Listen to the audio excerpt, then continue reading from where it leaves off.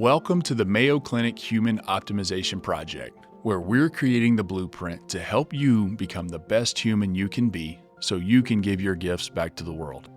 I'm your guide and fellow optimizer, Christopher Camp. If you interact with others, then you influence others.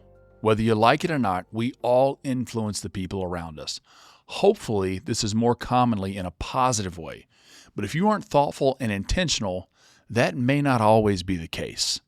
Knowing that you're going to have an impact on the people around you, you might as well invest the time to figure out how to influence them positively. This is obviously true for leaders, but it really applies to all of us in all relationships, no matter our position or situation. Accordingly, the title of our session today is The Art and Science of Positive Influence: Practical Steps for Inspiring Yourself and Others. Our expert here to help us with this discussion is Roshi Didappan, the Chief Administrative Officer of Mayo Clinic in Arizona.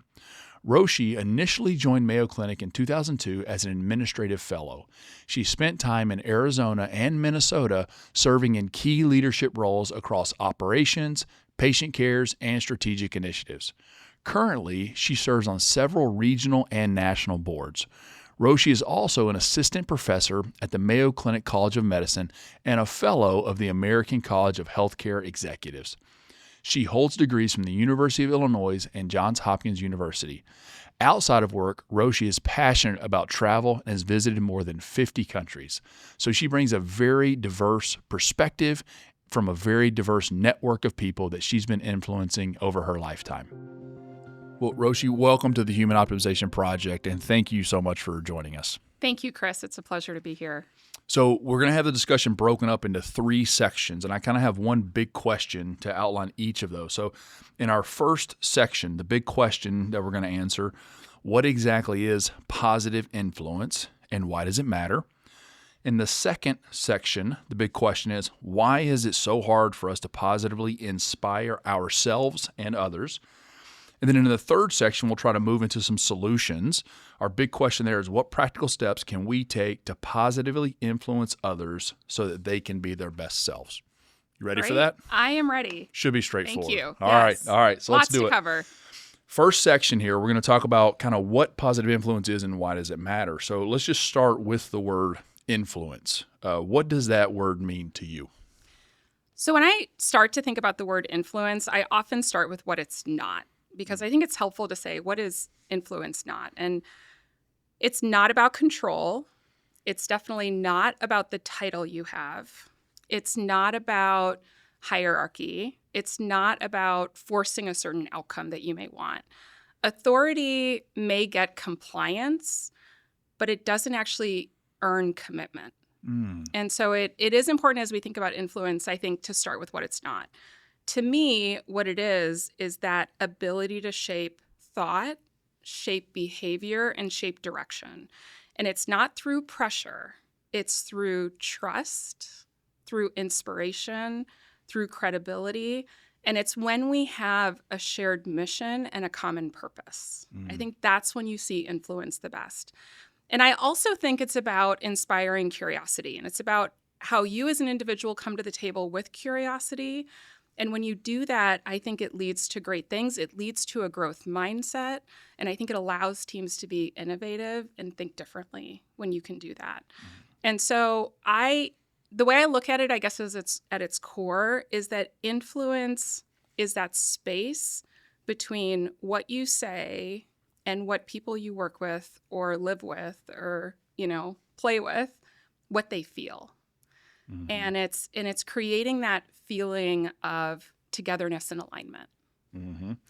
That was an incredibly rich definition, and there's so many layers to that. I love it. So you talked a little bit about what it wasn't, and then also not only did you talk about influence, but also sort of some of the motivation behind it, the mindset behind it, and your ability to understand and relate to others. So I'm hearing some flavors of emotional intelligence coming out in there. So which I know you love. Yeah, I know you love emotional intelligence. We've got a lot to unpack here. This is fantastic. Okay, so we're talking about positive influence, and you kind of went through what influence is not, which was sort of some of the more negative connotation things. It's not control or title or hierarchy.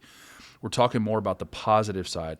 So can you tell us a little bit more about how positive influence differs from negative influence, and maybe give us some of the key elements to positive influence? So as we think about positive influence, I would say first and foremost, it's rooted in this intention. And it's what is the intention that you're bringing to the table? Hopefully it's about lifting others up in a way that is beneficial not just for them, but it's beneficial for the team, it's beneficial for the organization. And interestingly, just yesterday here in Rochester, I bumped into a colleague I hadn't seen in several years. And in the course of us just reconnecting with one another, we got on this topic about what upholds an organization's historic values in the face of dramatic external change and internal transformation? And I think the answer she gave was incredibly telling. And so I thought, this is a great opportunity to share this. What she shared was that when leaders are more focused on the success of others and the success of the organization over their own needs and desires, that's what drives alignment to values and to mission, but it ultimately also creates joy in the whole. And she really believed that that positive influence starts with that intention that it's not about me, it's about others. And it is about building trust and transparency and alignment. I mentioned it earlier, it shouldn't be about coercion or deception. But the other thing I'll say is that I think sometimes we think that positive influence can only feel good. Like, you should always feel good about it. Right. And I think if we're really honest with ourselves, positive influence is not always easy. It's not always comfortable, because we also want to serve other leaders that we work with. We want to serve our colleagues, and that means sometimes we have to be a little bit uncomfortable. And our positive influence may be giving feedback. It may be challenging the status quo. It may be finding a different solution. And that can also be positive influence, is even when it's uncomfortable. But I know you've thought a lot about this space. I'm curious, where do you see the opposite of that? And where have you experienced the opposite of that when it's negative influence? Oh, a lot of places. And you talked about how, I like that comment about how positive influence doesn't necessarily mean that it always feels good. It may not be warm and fuzzy in the moment. I think oftentimes that gets down to the concept of instant versus delayed gratification, right? And ultimately, positive influence, you're generally taking a slightly longer term approach and a longer term outlook. And you may say, all right, this may hurt a little bit right now, but it's for the greater good of you and the team and others. So where I've seen that go wrong in my own life is, I think, two main examples I can think of is, one, either the person who's trying to influence others is doing it with their self in mind. So they may disguise it as, hey, I'm doing you this favor, or I want to help you. But ultimately, that person is sort of the hidden taker. They come across as maybe they're giving, but in reality, ultimately, you realize that they're sort of driving their own agenda. Then that feels like manipulation and coercion, ultimately. So I think that's one area that I see it go wrong. And then I'm gonna flip it and sort of say the opposite of that. Sometimes you can have somebody who is desiring that positive emotion or joy and is unwilling to give you the hard influence that you need right now. There's medicine that you need to take that you don't want to take it. And so they're not going to give it to you because they don't want you to be uncomfortable.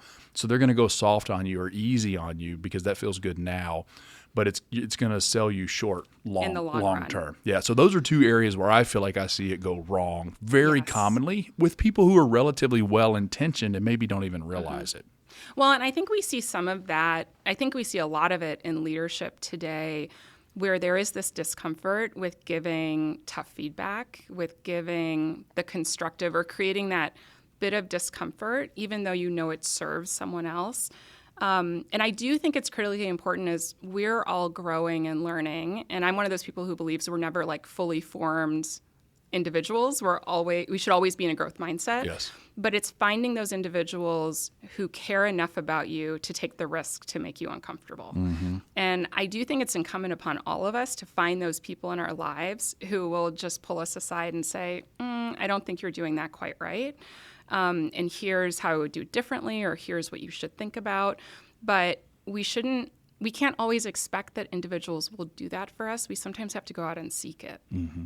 So if we can talk about that a little bit and be a little personal and vulnerable here, can you give me some examples of people in your life who have done that for you? Yeah, so I have been incredibly blessed to have just work with incredible leaders throughout my career. What I've learned over time is that every single person you interact with is a teacher. And some of those teachers teach you who you want to be, and others teach you who you do not want to be. Yes. And you have to have the discernment.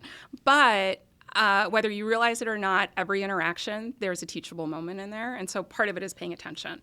I will say that I grew up in a family that was very focused on always getting the A, always checking the box. My parents, like if I got an A-, they were like, where's the A? If I got an A, they were like, where's the plus?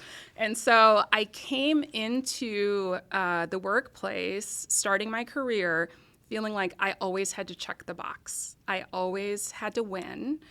And I went through the first part of my career in that way. It was, and someone once gave me the feedback that you always get it done, Roshi, but you have to get it done without leaving bodies in your wake. And so that, just so you know, I mean, that's where I started. Yes. So I took that feedback and I modified the way I led. But a key pivot point for me was I moved into a role supporting emergency medicine in Arizona. And my physician partner in that role, on our first interview, he said, would you rather have 5 wins and 0 losses or 6 wins and 4 losses? And I said, I'd rather have 5 wins and 0 losses. Mm-hmm. And he said, that's the wrong answer. And through the several years that we got to work together, he really pushed me on seeing beyond perfection and being willing to take more risks, being willing to fail. He and I would get into really good discussions, sometimes arguments, because I didn't like failing. But through that effort and through his mentorship and willingness to see a different route, I think I'm a better leader today because I don't always go after the win. I go after the learning opportunity, and I think it allows me to see opportunities where others don't always see opportunities. Mm. And I bet some of those conversations you had with that individual were not always positive feeling in the moment, right? No. But now in hindsight, you can look back and think, wow, what a massively positive influence. And he's still an incredible friend. And when he and I connect, he always has a bit more advice for me, or another book I should read, or something else I should be thinking about. And so finding those people in your life is very important. I love it. And I like what you said about really everyone in your life can be a teacher. And I think that way as well. And so, I look back and really everybody I've interacted with in a meaningful way, there's something I have learned from them. And it can be very different. Like I look at my own parents, my dad, is unbelievably hardworking, and his entire life is just, and he's, quite a bit older than me, but we still even get together now if we're doing something manually. He just works me into the ground. Like even when I think I'm in pretty good shape, it's like, what does he do when he's working you to the ground? So he, like anything, it doesn't matter. Like he's, he's 25, 30 years older than me, but still like when we get together, like if we're doing a house project or yard work or anything like that, and I grew up working with him. So like he taught me that, which is something that I took away. And then my mom, very different, like just kind, loving, open, accepting to everybody too, which is something else that I learned from totally different thing. And so everybody I feel like that has been in my life, I've been able to take something like that away from. And you get to pick and choose these pieces that you take away from people, then put them inside yourself and kind of build the person that you want to be. And also figure out how it feels authentic for you, and how it fits in with the rest of your personality. We're talking about influencing others, and oftentimes people think that this is something that's designated for CEOs and CAOs and people who have titles. I'm not so sure that's the case. What are your thoughts? Well, I think you're absolutely right. That's not the case. I think the short answer is that every single person has the ability to be a strong influencer. And it's not about title. It's not about hierarchy. I think every member of a team has an impact on the culture, on the mindset, on the performance of colleagues, on their own performance. And I do think that when you go through your career or your workplace or your home place, I think what you recognize is sometimes the most quiet people who don't say very much, that when they do speak up, they bring incredible impact. And so, oftentimes I think people think that you have to be gregarious or super outgoing, or you have to have a certain title. But the fact is, in order to build a successful culture, every single person around that table has the ability to influence the work environment or the home environment that they want to be in. And it really isn't just for CEOs or just for leaders. It's for everybody. So it's regardless of your position, regardless of your personality type. And I think to drive that home, anybody who has young children at home, you can think, right, there's a pretty big hierarchy between the parent and the child. Yet I think all parents would agree that child has a major influence on the life of the parent, right? Yes. And that's the same thing in all of our relationships. So it doesn't really matter what the structure is of the hierarchy. Yeah. Anytime there's more than one person gathered, there's influence happening in all directions. In all directions. I actually spoke just recently to two colleagues who have kids going off to college. One of them, their kid had already left for college, one was coming, and they were talking about how much the home environment shifted when you just take one person out. And I think what it shares is the magic that we each play in creating that environment, and that it's not the same environment if any one of those people shifts. That then you have to reset. Okay, what does this now mean? But there is a magic there. So much of that influence too, I think, is unspoken and maybe unintentional too, which can be positive or negative depending. So we'll talk about how you can intentionally make that better and make that positive. So let's slide into our second section here, where we're going to talk about why this is challenging for us. So I think that we all are very susceptible to influence, and this is why our parents always got onto us about peer pressure when we were younger and why we shouldn't do it. Why are we so easily influenced? And it seems like sometimes we can be more susceptible or reactive to negative influence than positive influence.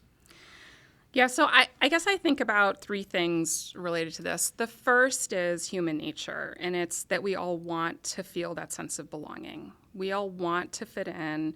We want to feel that sense of connection to those individuals we're with, and we want to feel safe and accepted. And I think that can lead to either that positive or that negative pressure is when there's that drive to belong.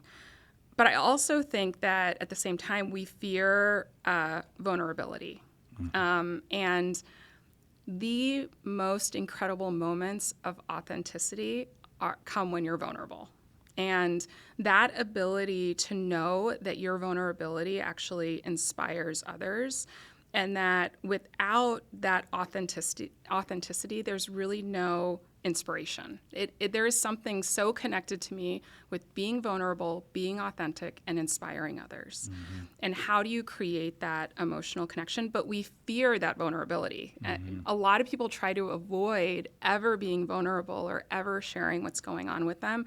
And I think not being willing to do that, I think, also creates that challenge in our ability to deliver the right level of influence. And I think when you're not willing to be vulnerable and say you don't agree with something, or you're not willing to be vulnerable and say why you don't think something aligns with values, I think that's when you risk what happens in an entire group. And then the third thing I think about is the environment that we live in every day. And I think environment is incredibly important. As I think about, and I'll use Mayo Clinic as an example, we take our environment very seriously. When you look throughout our facilities, and one of the examples I think of is when I first joined Mayo Clinic, I noticed that senior administrators were stopping and picking trash up in the hallways. Because they care so much about what our organization looks like and what that expresses to our patients, how it inspires trust in our teams, how it guides our actions. I also think about how we dress professionally, which is unusual in healthcare to see that happen. And I also think about how we integrate art and music and nature.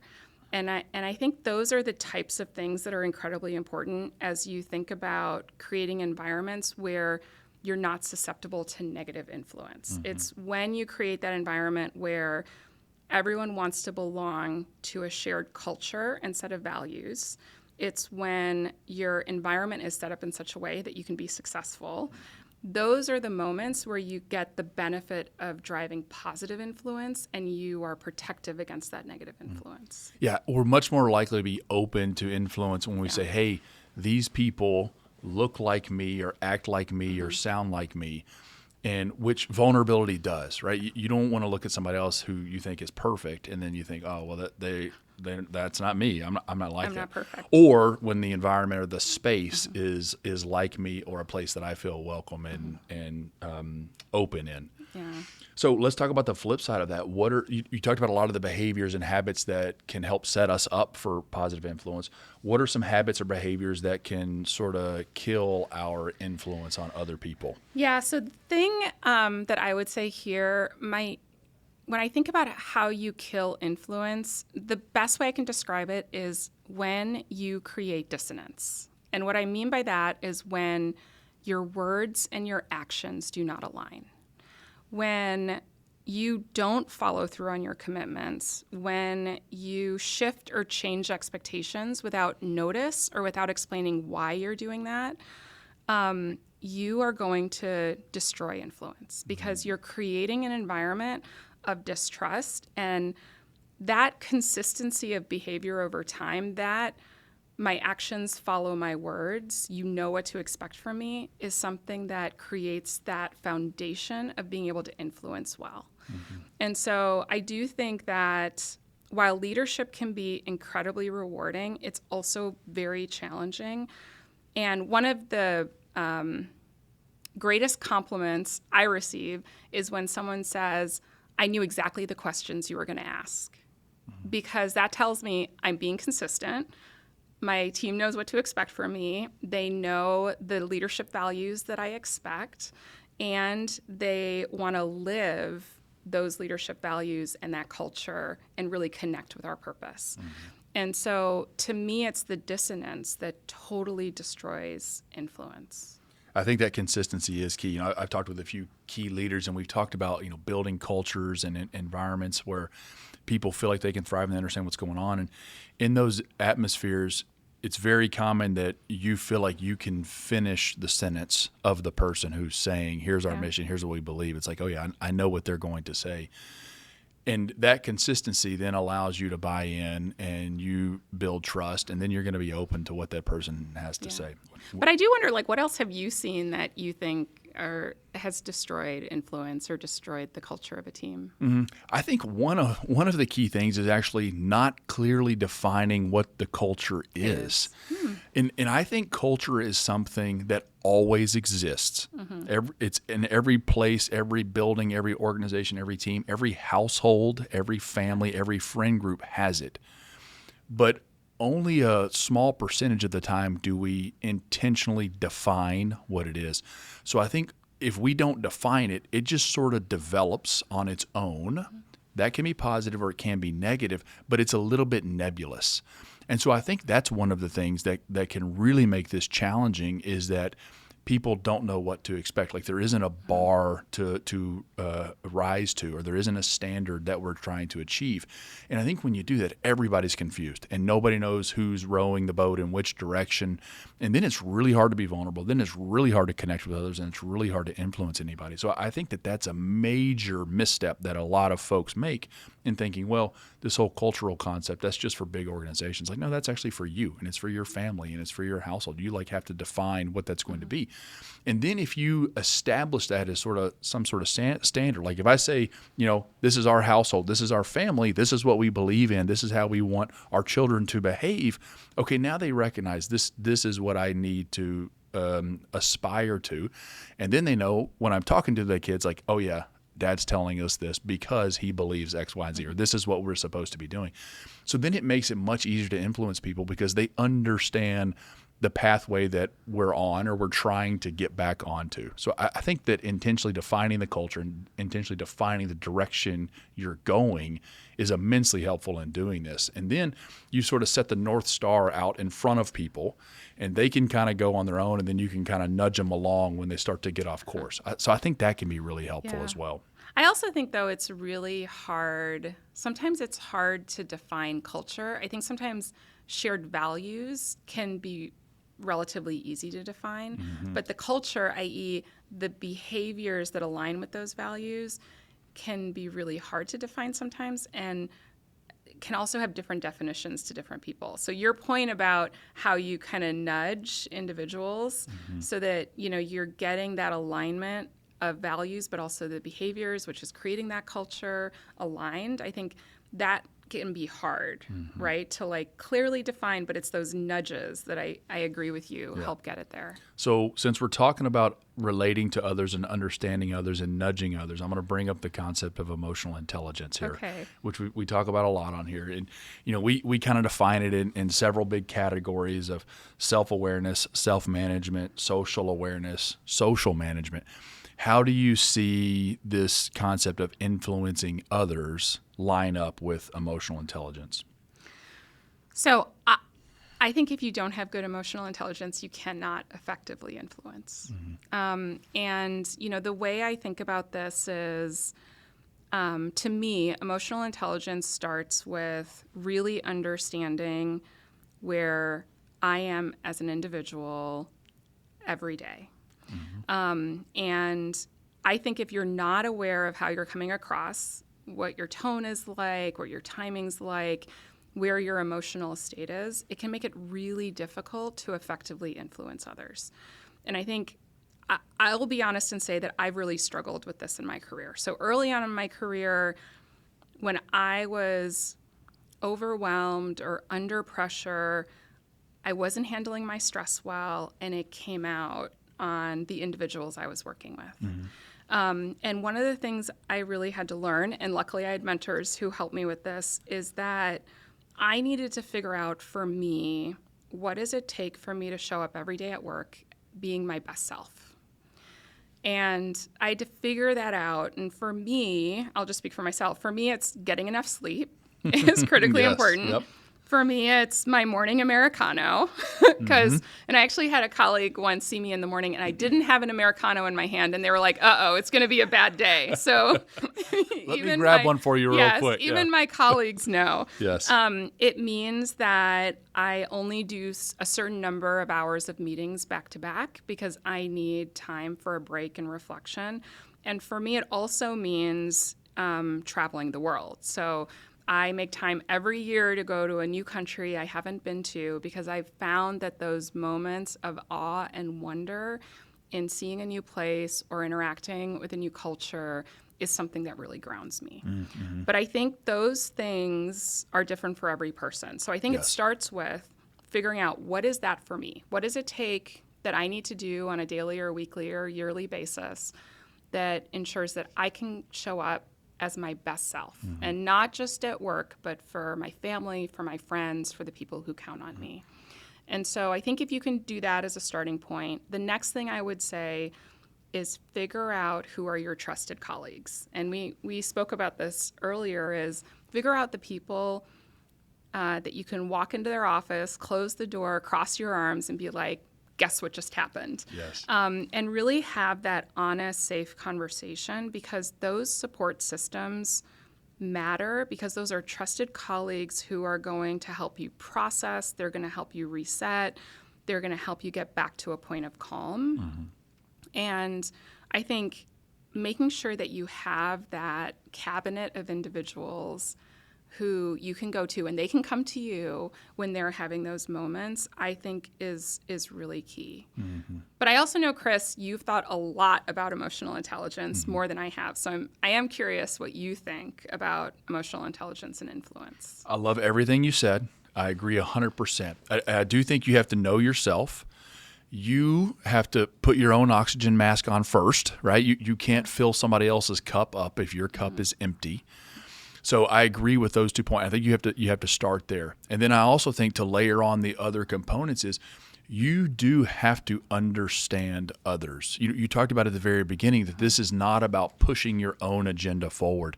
This is about figuring out what the other person's goals are, values, how they get meaning, and how they get purpose in their life. And if you do this really well, you understand those things about that individual. And you say, okay, and then this group or organization or team or family or whatever we are, here are our goals and values and our purpose and our meaning. Let's find where those two connect. So how can I connect the two and get them aligned so that I can influence this person to help themselves, and then that'll make them better, but then also help the group at the same time. And if you don't have the ability to understand others, you'll never be able to do that. And then it becomes something that you're just trying to do sort of haphazard. You have a lot of false starts. And honestly, that's exhausting. It's exhausting for the person you're trying to influence, and it's exhausting for you. Everybody loses. So as you do this, you become more aware of yourself. You become more aware of the other person. You become more aware of what the team or the company needs. It actually gets a lot easier, and it's more efficient. You'll make further progress with less effort or energy. And the way the world's going, we need to do that majorly. That is such a critical point about knowing other people and investing that time. So, a mentor early on in my career called it building social capital. And it's really understanding the individuals you work with, what helps them tick, what are their values, what's important to them, and really I do think it helps teams mesh more effectively when you spend the time to do that. Absolutely. And as a part of that process, sometimes I have found in trying to get to know other people and what their goals are and what they're driving towards, sometimes they don't understand. And we're all that way, right? We always don't have a clear vision of where we're headed. So I've often found in those conversations, I've realized, oh, you're saying that this is the pathway you want to be on, but actually all your behaviors are heading down another path. Are you sure you want to go in the direction you're going? And then having some of those conversations, they'll say, oh, you know what? Actually, no, that's not. I thought that's what I was supposed to say, but in reality, that's not really the life I want. I want to be doing this. And then you can actually help steer them over and get them, in alignment with their values and meaning. And that's incredibly rewarding. That is such an important point. One of the questions I often ask individuals is, what are the things you love to do and what are the things you avoid? And I think oftentimes individuals want to be on a certain path, but when you really ask them what they love to do, like what fills their cup, you realize you may think that that's the right next step in your career, but you're probably not going to be happy there. So let's talk about what are those other things that you could be doing that is more of what you love to do. Because I do think that is, to me, the perfect environment is when you can marry the needs of an organization with what brings joy to individuals. And if you can find those roles that do both, I think that's when you have incredible power. And you have to do that with their best interest in mind, Absolutely. right? Because it might be in my interest to have you do X, but if I start talking to you and I figure out you actually prefer and are better at Y, okay, maybe that's a loss for me short term. That might sting a little bit. But ultimately, if we can shift you over and get you on a path to go do the thing you want, that's better for you. And it's better for me, too, because now we're not beating our head against the wall trying to get you to do something you don't want to do or are not good at, too. So it can be incredibly helpful for both the person being influenced and the influencer I completely agree. at the same time. You're absolutely right. All right, let's jump into our third section now, where you're going to tell us how to do this effectively. All right? This is a challenge. But first, I want to know, you've sort of shared in your journey how you've changed and you've evolved in this space. Do you think this is something that all of us can get better at, doing a better job of positively influencing others? So I absolutely think it is a skill, and it's something that you can build with and you can strengthen with intention. But I think you have to be intentional about that. So now, how do we do it? And before you give us sort of the steps or the actions we want to take, I think this is a thing where we have to first sort of check our mindset, before we just dive into making changes and, fixing stuff. How do we mentally prepare ourselves? Like what's the appropriate mindset we need to be in order to be a better influencer of others? Yeah, I think this is where we get back to the conversation we just had about emotional intelligence. How we show up truly matters. What we say, the way we say it, I think before you even think about influencing someone else or another group, we have to start by checking in with ourselves and where we are at that moment. I think there are times where, something happens and I'm really frustrated about it and I just want to go to that person and have a conversation. And what I've had to learn is that I have to first ask myself, where am I, both emotionally and mentally right now? Am I calm? Am I clear? Am I grounded? Are my intentions in the right place? Not to express my own frustrations, but to see the bigger picture. And there are times that I will delay a conversation because I need to give myself time to be in a better headspace. And I think that's where emotional intelligence comes in and really understanding where you are in that moment. And then I think once you are centered and you have clarity on intent, I think you ask yourself, why do I want to influence this? Mm-hmm. What is my intention? Where do I want to go with this? Am I helping someone else grow? Am I trying to move a project forward? And am I trying to build better trust? And I think once you're clear on your intent, then I think you're ready to have a discussion. And I always think, especially, we sometimes have to get into discussions that I would say are higher risk discussions because you want to maintain the relationship and protect the relationship. And so I do think it's important, once you have that clarity, once you have clarity of intent, that you think about, okay, what do I want to say and how do I want to say it? Not to be scripted, because I do think that individuals immediately see when you are overly scripted. So it's not intended to be scripted, but it is intended to help you with how do you want to kick off that discussion. And then lastly, it has to be a two-way discussion. There are always emotions and perspectives on both sides. And so you have to go into it with perhaps wanting to set the stage, but then also wanting to be open to the dialogue and that this discussion is going to morph over the course of the discussion. Mm-hmm.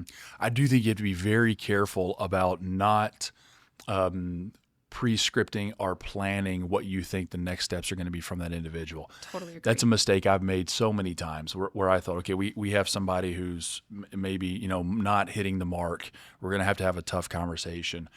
Give them the feedback, and then they respond in a way that is surprising or shocking to me. And I think, well, if I was given the feedback, I would have behaved like this. Why are they not behaving like that? Yes. And that's simply me just projecting myself onto them. And so I think that you have to understand where you're coming from, but you also have to understand that other individual and say, okay, I know how I would handle this feedback, but how do I think this person is going to hear that feedback? And what response should I expect from them? Because that response is probably going to be different than what it would be if I were the one receiving the feedback. And I do think coming into those discussions, though, with too many assumptions can also block your curiosity. And so I do think you need to be thoughtful about, and to be clear, I've done this throughout my career as well, where I go in and I'm like, I'm sure we tell ourselves these stories. I'm sure that they did that because of X, Y, or Z. And so I do think it's important to go into the discussions understanding what your own assumptions are, but trying to create that space for curiosity. You probably should be asking more questions than you are giving statements in these types of situations, which is hard. It's really hard, but I think essential. Okay, so now let's say we're doing that. We've got this growth mindset. We've really thought about ourselves and made sure that our intentions are pure and clean, and we're doing this for the right reasons. We've thought about the individuals we're talking to and influencing. Can you now give us some steps to kind of put it in action? Do you have a step-by-step plan for this? I would love to say that I have like a recipe or like this is like, even though it's really hard, like building IKEA furniture, that there's a step-by-step guide. Right. The reality is there is no exact sequence that works every time in every situation. Every situation is different. Every person is different. So I think your points, Chris, about getting to know the people you're working with or living with and understanding what makes them tick kind of can help you with that. But I do think there's like a few core principles that I find generally hold true. Some of these we've already talked about, being clear with your intention. And I think sometimes we don't take the time to actually state our intention. And it gets to your point about, talking about the culture, defining the culture. I think it's a good thing to start with, my intention is to help you. My intention is to see you succeed. My intention is, we've had lots of discussions about where you want to be in 10 years. And I want to make sure you're doing the projects that allow you to achieve that goal. And I do think verbalizing that intention in the discussion, I think, can be a really powerful way that we are not on opposite sides. We're on the same side. We're on the same side of the table. And that my role is to help you be the best you can be. And taking this time to state that, I think, is incredibly important. I think to your earlier point, understanding the audience is important. But I also think sometimes we try to sandwich feedback, and I think it's a mistake. I think that when you can create clarity, there's a kindness in that clarity. And being honest and transparent and clear about your feedback is really important. And that's going to be easier to do if you set the intention at the beginning, right? Yes. If you came out saying, "Hey, I'm not here to beat you up today." Yeah. Some of what I say may be challenging to feel that hear, way. but ultimately, I want you to succeed. If you start that way, then it makes it easier to say, "All right, here's the struggle. Here's the difficult stuff." Yes. Yeah. And then the last thing I would say is give yourself some grace. Influence, to me, is built over time. It's built in multiple moments. It's not just one big conversation that says whether you have influence or not. And so know that we're human. We're never going to be perfect all the time. And when you lead with sort of that clarity and that empathy, but also consistency, your influence will grow over time. But I think sometimes we have one bad conversation and we beat ourselves up about it. But influence is not one conversation on one day. It's the consistency with which you show up with every single day that you're working with colleagues and working with friends. It's absolutely a process. And you never know when it's going to click. And sometimes, it feels like you've said the same thing, 5, 10, 100 times, and all of a sudden it clicks with somebody.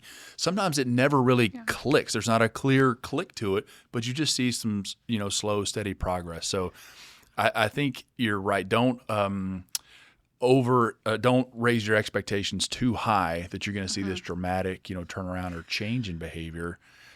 Although it happens sometimes. But I will say that it's magic when it happens. Yes. There is, to me, that has been the most joyful parts of my career is when I'm trying to create a culture, when you talk about defining culture, of innovation and of willingness to fail and of being clear but kind and giving each other feedback.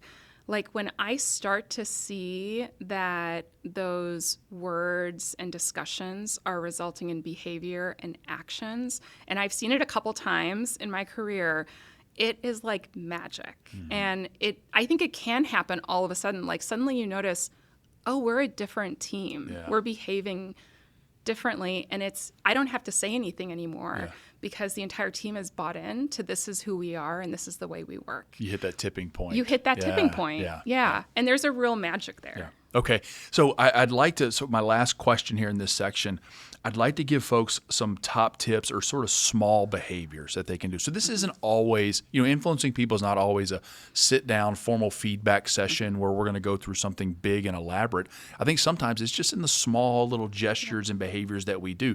So do you have any suggestions on some small little easy things that we can be adding to our lives that'll increase our reach or influence on those around us? So I do have a few. I think one is stating people's names. And I know that's kind of why? But when someone says, Chris, how are you doing today? It feels more personal. It feels more connected. It helps build that relationship. And so calling people by their name, I think in those little moments throughout the day is critically important. I also think that, especially if you're in a leadership role, is you are a bit always in a spotlight. People are always paying attention to how you behave or how you show up. And I learned this early in my career when I would walk into the department each day and I'd walk by our desk and I'd always say good morning. And one day I walked by and I didn't say good morning. And at the end of the day, the supervisor came to my office and she said, the desk staff think you're mad at them because you didn't say good morning.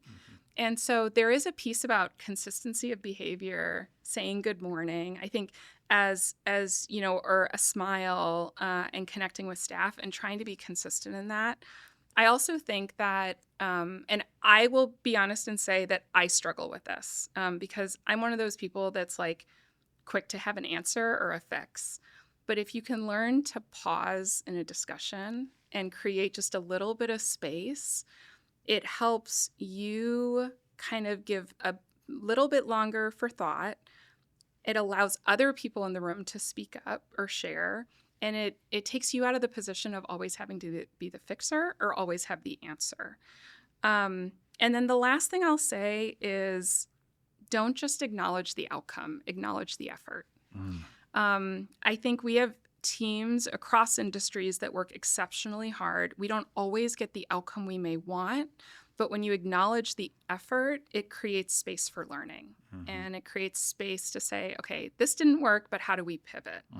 And I think sometimes we limit our celebrations to wins rather than celebrations to effort And process. Great. That's an excellent list. And I'm going to add one more item to that list too that you mentioned earlier.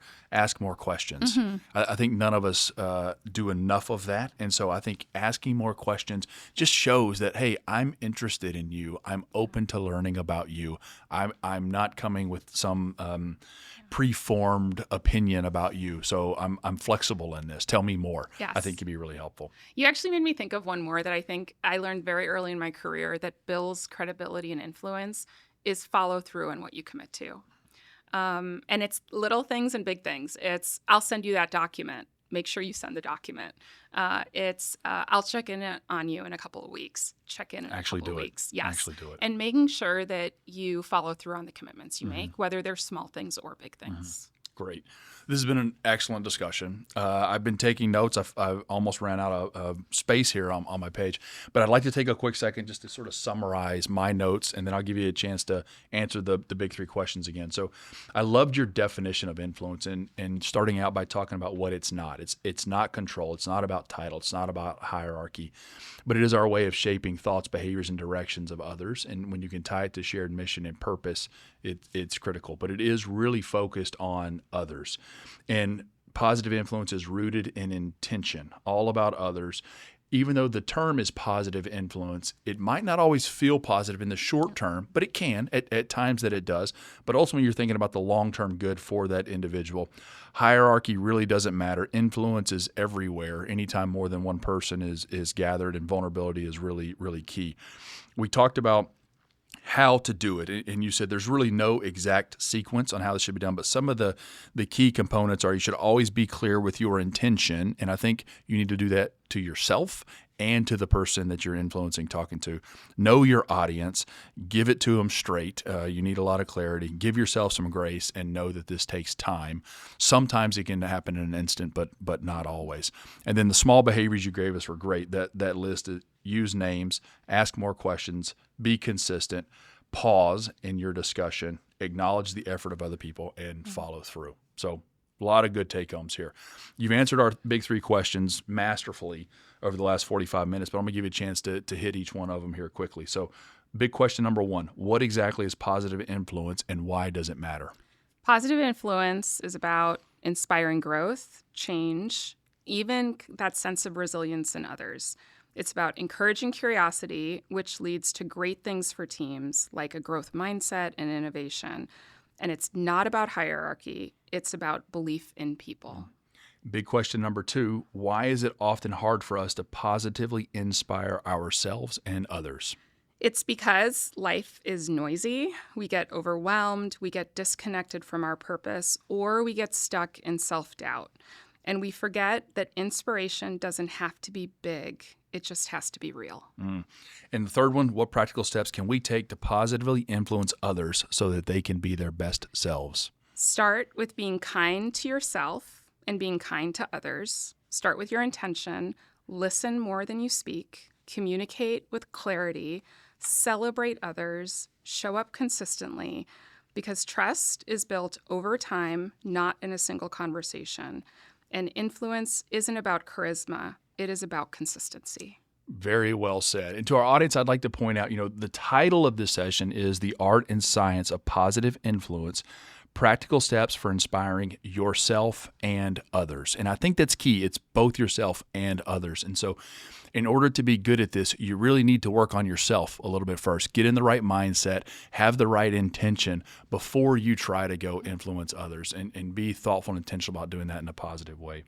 Roshi, this was an excellent discussion, and I appreciate you taking the time and letting us learn from your wisdom and experience. Yes. And thank you for the opportunity, Chris. It was such a pleasure to talk, and I also learned a great deal from you. Oh, perfect. So thank you. So we always like to end by giving the audience a challenge or sort of a call to action. So we want to take some baby steps in this process, and so I actually think you did a really good job of outlining some of the small behaviors that people can take. So I think that's probably one of the best places to start. So I would say to our audience, your challenge for this week is go back and listen to that third section where we outline all the small behaviors. And just to remind you, it's use more names, ask more questions, be consistent, pause in your discussion, acknowledge the effort of others, follow through on what you do. And I would also say take some time to kind of understand yourself and your own intention. Pick one of those things on that list and start practicing that. So just get one down.